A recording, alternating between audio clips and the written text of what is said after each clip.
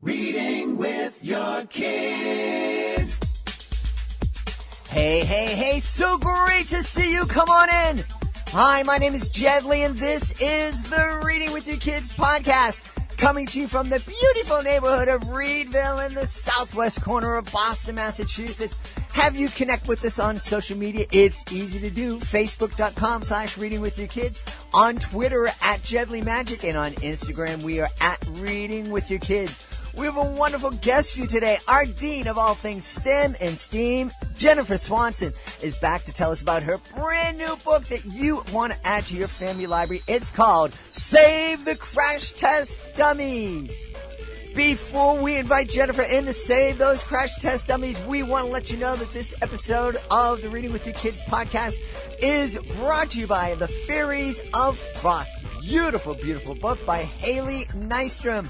In Fairies of the Frost, you meet Lady Solstice and the Fairies of Frost as they bring in winter and celebrate everything that makes it so special. From all of the holidays, family get-togethers, music, and more. This is a wonderful book that celebrates all of the winter holidays, including Christmas, Hanukkah, Kwanzaa, and the solstice. It's recommended for classrooms, libraries, and homes, and we are told that this book will put you under its spell. It really is fun, and the illustrations are fun, too. It's The Fairies of Frost by our friend Haley Nystrom. It's available on Amazon. We also want to let you know that this episode of the podcast is also brought to you by Guardian of the Dream Tree, a beautiful middle grade novel by our friend Heather Winona Ellis. The beast rising, breaking from its fiery hold, scratching and clawing, spewing its fear and poison, spells of doubt brooding, a stench of nightmares, children's eyes tearing, bedtime dreadful and dreary, awakened in cold sweat, parents are all perplexed, dark circles around their children's eyes, sullen, meek and weak, tired turn slowly to death. What will happen next? If you want to know, you have to check out Guardian of the Dream Tree by our friend Heather Winona Ellis. I have to tell you, this book caught the attention of some pretty important people at the Chicago Toy and Game Fair. They just really loved the way that Heather was speaking in this book, and I think your family's going to love it too. It's called Guardians of the Dream Tree by our friend Heather Winona Ellis. Of course, it is available on Amazon. Joining us right now from Jacksonville in Florida. She is fresh off a superstar performance at the National Book Festival. Please welcome back our Dean of all things STEM and STEAM and the author of the brand new book, Save the Crash Test Dummies, Jennifer Swanson. Jennifer, how are you? I'm great. Thanks, Jed. I don't know why you were laughing when I said you came off this spectacular performance at the National Book Festival. I heard it was you had the folks riveted, and your presentation was so different and was so engaging and so interactive that the people just loved it. Yeah, it was a lot of fun. So when I do my presentations, a lot of authors do, their book talk, how the book was made, which is really cool because a couple of the bigger illustrators were drawing, doing illustrations, and it's always cool to see their process. Me, I write books about STEM and STEAM. So my presentation was, how many of you would like to become a human crash test dummy? And when I announced that, you should have seen the looks on some of the adults' faces. They were like, what? Huh? No. I was like, come on, we're going to play a game. So as we got through it, I had more and more people participating and hands up, and the kids were like, oh yes, count me, I'll do it. So it was fun. It was a lot of fun. That's one of the things that I love. My educational magic shows are totally interactive, and there's always who wants to help me out. I think there was one school I went to one time where it was really hard to get one kid to raise their hand. Every place else, it's like everybody has their hands go up. But the kids really love it when the adults can kind of let their hair down a little bit and come up on stage and be fun and funny. Absolutely. Well, and that's, that's what happened. So, the parents kind of, and not just parents, but all the adults kind of hung back a little. But as I started showing them kind of like the day in the life of a crash test dummy. So they have, the airbags go off and, they go through the windshield because they're not wearing their seatbelts. And at first they were like, I don't know that I'm going to do that. Of course, the kids are all raising their hands. I'll do that. But then at the end, I was like, okay, well, who would be interested in sitting in a self-driving car? And you could see a lot of the adults go, oh, okay, like I might give that a shot. Mm-hmm. And then of course the flying car, I got more than half people. I was like, yeah, let's give that a try. So, which I find interesting because, that is of course off the ground and taking flight. So if something happens to you up there, what are you going to do? But hey, everybody thought that was cool. That concept of flying cars, it's fascinating. And, I remember growing up and watching the Jetsons and going, oh, that would be really cool. But then when you think about it, and you really think about it, and you think not only that whole idea, what happens when something goes wrong, not if something goes wrong, but when something goes wrong, you're up in the air. But then also I'm thinking, I live here in Boston and I travel on a regular basis through New Jersey and Washington, D.C. and New York City. Drivers have a hard enough time in two dimensions, going left and right. I mean, now you're going to add up and down, and I don't see it. And plus, forget about the noise. Yes. So anyway, the presentation was a lot of fun. Being a presenter at the National Book Festival was probably one of the best experiences of my life. It was definitely a pinnacle in your career to be invited there, and I'm honored that the Library of Congress chose me to go there. It was a blast, and I was so excited to see Save the Crash Test Dummies, the book, so well received by everybody. Because, it's about car safety engineering, but it's about engineering. And, like we talk about on STEM Tuesday, it's all about learning sometimes by making mistakes over and over and over. And these wonderful crash test dummies that we use make our mistakes for us, So, I'm curious, and it's really an ingenious idea to get kids interested in engineering, in science through the crash test dummies. It's amazing that, the crash test dummies, they're like cute. They are. Well, so the ones in my book, I don't know if you've seen the book, but the illustrator is Tamika Grooms, and she is brilliant. Mm-hmm. She made these, we call him Crash. Crash, our crash test dummy, really come alive. Like he has, facial expressions, and she puts him in all these crazy positions. Like one time, he's missing his arm. Another time he's holding, he doesn't have side view mirrors. So he's borrowed the head off of the crash test dummy next to him and is holding the head out of the car so he can see behind him. She's come up with all these amazing things. But the idea for this book came from a book that I wrote several years ago on electrical engineering, where I did research on the self-driving car. I became obsessed with the self-driving car. I wanted to ride in one so badly. I sent multiple emails out to Google because at the time they were the only ones doing it. None of them were ever answered. None. But I figured I trained 3 teenage drivers to drive. How bad can it be to have a robot drive you? Mm-hmm. It's gotta be a little safer maybe than learning with your teenage driver. But so I wanted to do a book on that, but in this business you have to find something that's interesting and kind of a really out of the box type hook. And do you remember the crash test dummy commercials of when we were kids? I think we're close to the same age. Yeah, that's like in the 80s, kind of like the late 70s, early 80s, mid 80s. It was Vince and Larry. Yep. And if you Google them, you can Google Vince and Larry crash test dummy commercials. I actually showed one during my National Book Festival.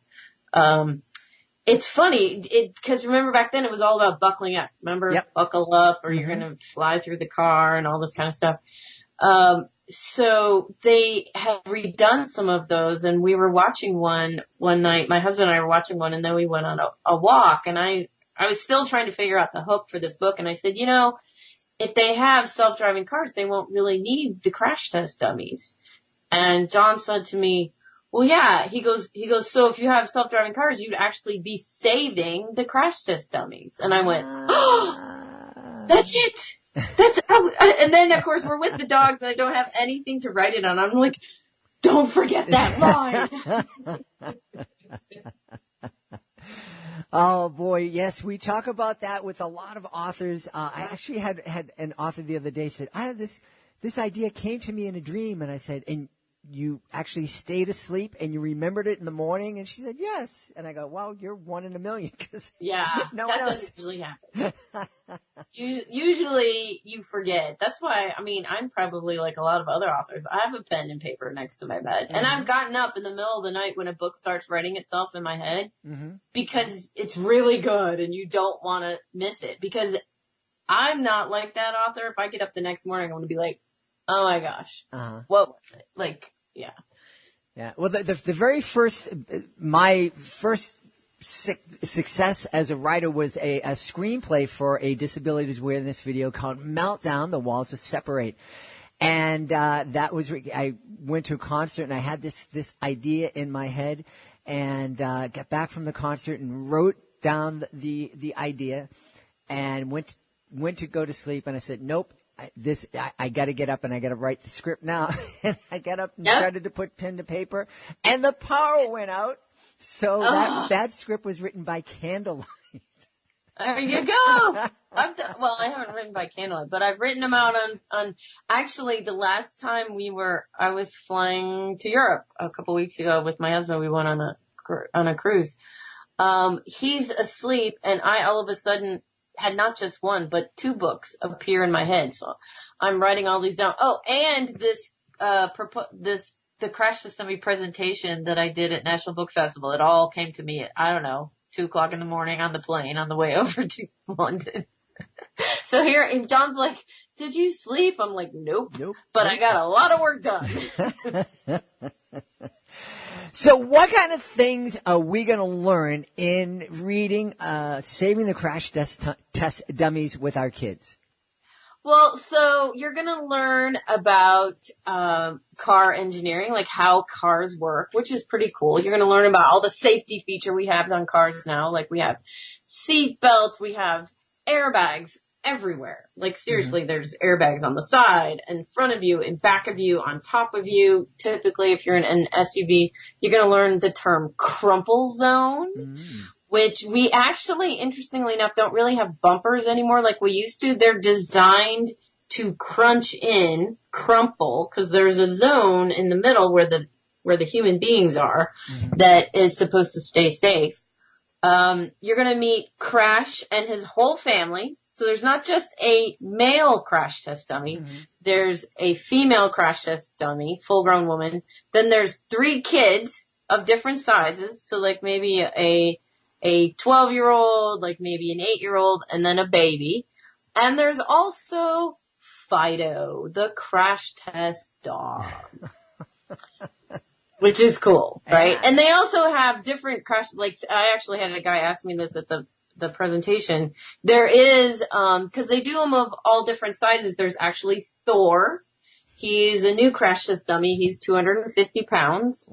And then they do have pregnant crash test dummies too. Wow. Because the cool thing about the engineers that design these cars for safety is that they're looking at everything. Like, how does a crash affect every single person in the car? And it depends on your size.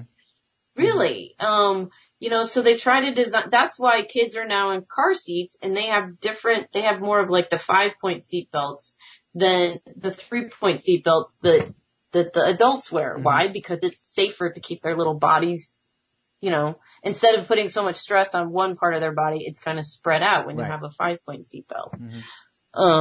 So you're going to learn all about that, but you're also going to see some really cool old photos of crazy cars. Really? Yeah. So the very first bumper it wasn't a bumper. It literally was a net that you had on the front of your car that would hit the pedestrian, if you were going to hit the pedestrian, scoop them up into the net, and you would carry them along. So this was based on the cow catchers that they put on the front of trains. Mm-hmm.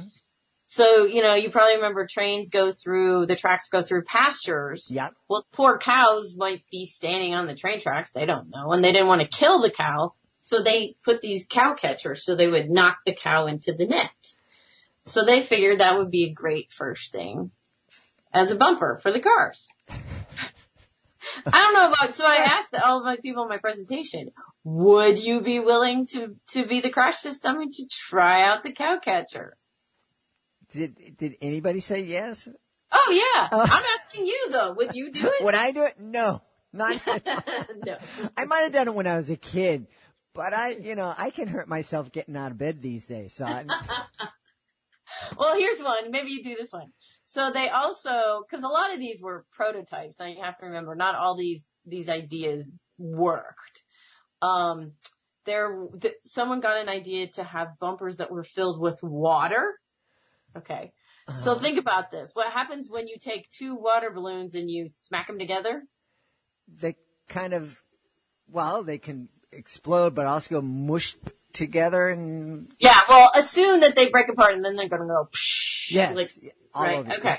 So they had a human crash test dummy who sat down between the two cars and put his head at the same level and allowed the bumpers to smack into each other and psh. So would you be willing to do that? No. Did he drown? No, he was fine. Oh, he was fine. He might have been a little crazy, but, to say yes to that, but yeah, he was fine. Yeah, okay. Well, good for him. I know, right? And actually the first crash test dummy was a human being. Of course. Colonel John Stapp he was a colonel in the Air Force, and he agreed to go on rocket sleds, right? So they were trying to test gravity forces, G forces, mm-hmm. how much the body could take. So they would strap him into this, rocket sled and shoot him from 0 to 282 miles per hour in about, 5 seconds. Oh my goodness. Down this rail, and then boom, stop. And, see how he did. They had him hooked up to all these different things. A lot of times he passed out. Oh, he and did it more than once. Over and over. This was his job. This was his job. He volunteered to do it, yeah. Look him up. Colonel John Stapp, S-T-A-P-P. They should have made him a general, just, and let him retire. So he kind of stopped doing it after a while. I mean, he had a lot of broken bones, and then I think the Air Force decided they wanted to try, throwing people out of the planes, and he was like, yeah, I don't think so. So that's kind of when they developed the first crash test dummies. Uh-huh. Yeah. Well, I this is hilarious. So I can imagine reading this with my son when he was younger. We'd be, just having a blast, laughing at all these different ideas and scenarios, and trying to decide whether or not we'd like to be that crash test dummy in that situation. But I think it's also really neat because it gives it gives kids an idea of what we've talked about a lot in regards to STEM is, part of scientific progress are failures. And, yes. And so not only are we trying something and, it failed, it's like, no, we have to design this to see what happens when it fails, because it is going to fail sometimes. Exactly. Well, and so, in this day and age, there's so much science that goes into an actual crash test, whatever they're testing, because they actually put paint on the crash test dummy in certain areas, like on their heads and so forth, so that when they impact the airbag or impact with whatever they're hitting, that paint is transferred, so then the engineers know this part of the head hit this part of the airbag or the steering wheel or whatever. So, I mean, it's really ingenious how many different things have come out of this, and the detail to the exact detail that these engineers use to really help people be safe in their cars. Yeah. I was amazed. My daughter's boyfriend did an internship for a flying car company. And it was his job to work with the engineers to design the test. And they would be, setting up this test with the crash test dummies for weeks, if not months. Yes, exactly. Because it's just like, any other experiment. You have to have all the variables set so you know exactly what what is going to happen, exactly the type of scenario that you want to happen happens, and all this kind of stuff. And they will take a while. And then it's funny because the test itself goes like that. Right. It's like, kind of thing. It's almost like, going to a water park or some kind of amusement park, standing in line for 2 hours for a 2-minute ride, right? It's the same kind of thing. But the information that, then they have so many cameras and sensors and all this kind of stuff. So then it can take them a while to analyze what happened. And they want to do it like over and over and over to see if the data is the same every single time. So that's one of the cool things about this book, I think, for kids, especially, is just it introduces them to really the principles of engineering in a fun way, not a boring way. But, another one that they came up with, some of these ideas, I think it was the Tucker Torpedo. This car was designed when it was in a crash to have its windshield pop out. Because they felt at the time that the designer thought, or the engineer thought, you would be safer on the hood of the car than inside it. Well, thank goodness we test ideas like that. I think there are not that many of those made. And that's what a lot of these are. They have some, there was one who created this car, like the steering wheel was in the middle of the car, because in the front of the car, there was a place for you to dive into, like a little cave, in case you're going to be in a crash. But I want you to think about that for a minute. So who's driving the car? If you're saying, that's it, I'm going to hit something, so I'm going to let the car go wherever it wants, and I'm going to dive into this little hole. Yeah. Well, and again, that's a great example for kids to understand that, I guess there's no such thing as a bad idea as long as it leads to a better idea. Right. And that's the thing about this book is that I hope kids will see. It's also, I set it up as a history. So you get to go through history and follow along as they come up with these ideas. And of course, as technology gets better, then we come up with better ideas. I mean, now we have the self-driving car, which I still think is so cool. And I still would like to ride in one someday. So we'll see. And then flying cars. I mean, you look at the technology and how it's led us to all of this and how it keeps improving. I mean, who knows? Maybe not necessarily in our lifetimes, but maybe, these kids that are listening, their lifetime, maybe there will be flying cars, more than just one or two prototypes. Well, there'll certainly be self-driving cars because they're here. They are. The biggest problem they're having at the moment is, or one of them, I should say, is it's hard to put a self-driving car on the road with human drivers.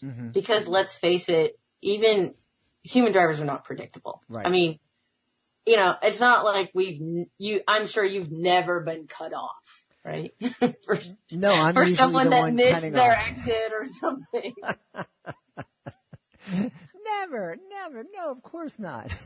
And I mean, that's kind of the problem. So I'm almost wondering, I mean, I don't know. This is not a problem I could solve, but I'm almost wondering if they can just figure out a way to do like a closed loop kind of thing where the only cars on there are self-driving cars and then, but, I don't know. They have a lot of plans for them, and I'm like you. I think they're coming. I mean, look at there's bits and pieces of self-driving stuff out there now. Or there's the cars that can parallel park. Mm-hmm. I need that. Like, I do not know how to parallel park. That freaks me out. I'll tell you the first time that I was driving my wife's car, because my car doesn't have this technology, but my wife's car does. And I was driving and all of a sudden it started braking by itself. And I'm like, I know I drive from Boston. I can be much closer to that car in front of me. But evidently the vehicle didn't agree with me. So it's slowed down. I'm like, okay. Well, and like, it beeps at you if you don't stay in your lane now, too. Like, they have those lane awareness, or if a car gets too close to you. Mm-hmm, mm-hmm. Those are all parts of the self-driving car. Yep. You know.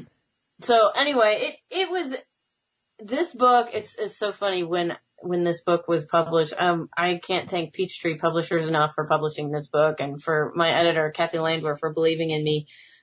Because this book was in the works for a long time. So when it finally, got bought and got published, all my friends were like, "Yay! You did it!" Because I've been talking about this book for like, I don't know, 3 or 4 years. Now has your publisher congratulated you by presenting you with your own crash test dummy to keep in your house? No, I haven't gotten my own crash test dummy. Although one of my friends says I need to figure out how to make a crash test dummy emoji, perfect. Yeah. I don't know how to do that, but she said that would be really cool. That would be really cool. Well, it would be really cool if we knew where we could go online to find out more about Save the Crash Test Dummies and everything that Jen Swanson is involved with. So, you can find all about me, and actually I have a book trailer, which is so cool. It was made by Storyteller Chicago. They are a fabulous group of people. That's on my website. You can find out everything on my website. It's www.jenniferswansonbooks.com. You can also go to Peachtree Publishers. They are peachtree-online.com. They will have the Save the Crash Test Dummies, and they also have all the great reviews that this book has gotten from. It got a starred review from Booklist, and Kirkus gave it a really great review. And so did School Library Connection. So they're all, of course, everyone's excited about that. That's always a great thing. But my hope is just that kids will find, and adults too, will find this really fun and interesting, and a unique way of looking at the car that you use probably every single day in your life. Mm-hmm.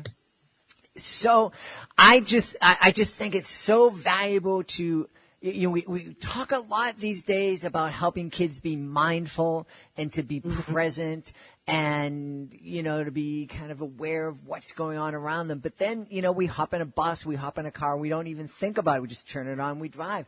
I think be so very helpful for our kids to have a real understanding about what went into making this thing that is taking us from point A to point B. How is it going to keep us safe? How can, who designed it, and how can I get involved in that? Same thing with our phones, with our televisions, with our computers. I just think it's a really great way to open up our kids' minds to the whole world that's around them.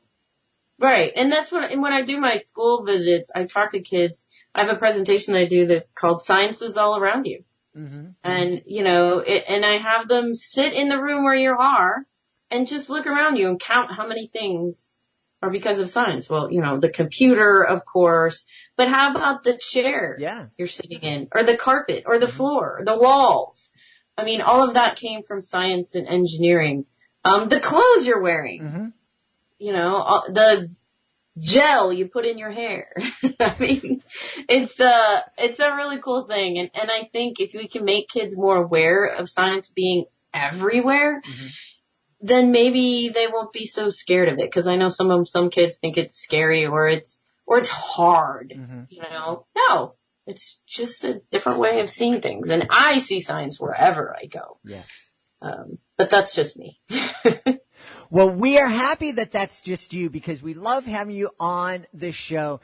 Be sure to check out Save the Crash Test Dummies by our Dean of all things STEM and STEAM, and now the Toast of Washington, Jennifer Swanson. Jennifer, thanks so much for being back on the show.